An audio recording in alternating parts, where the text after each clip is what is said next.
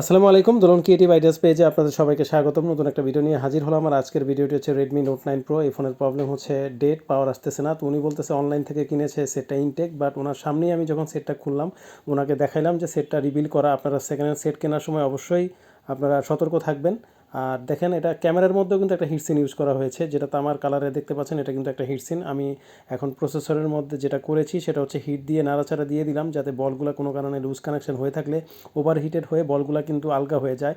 তখন আমি এটা লাড়াচাড়া দিয়ে দিলাম। তো আশা করি ইনশাল্লাহ এটা ঠিক হয়ে যাবে। আর বিষয়টা হচ্ছে যে লাড়াচাড়া বলতে আমরা যেরকম চুলায় দিয়ে মরিচ টালি, তো সেম ওরকমই এটাকে বলা হয় আইসি টালা হয় আর কি।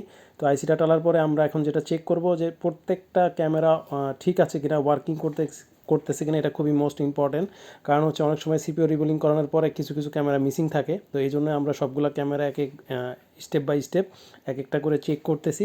তো অবশ্যই যারা সিপিও রিবুলিং করাবেন তখন আপনারা এই ফাংশনে গিয়ে অবশ্যই ক্যামেরাগুলো চেক করে নেবেন। দ্বিতীয়ত হচ্ছে অবশ্যই টেকনিশিয়ানকে বলে দিবেন যে আপনার সিপিওর মধ্যে যাতে একটা হিটসিন ইউজ করা হয়, যাতে আপনার সেটটা ওভার হিটেড না হয়। ওভার হিটেড হলেই কিন্তু সেম প্রবলেম আবার 1 সপ্তাহ, 10 দিন, 15 দিন বা 1 মাস পরেই হয়ে যাবে। তো ভিডিওটি ভালো লাগলে অবশ্যই ভিডিওটি শেয়ার, ফলো এবং সাবস্ক্রাইব করে রাখবেন ইউটিউবার ইউজার যারা আছেন।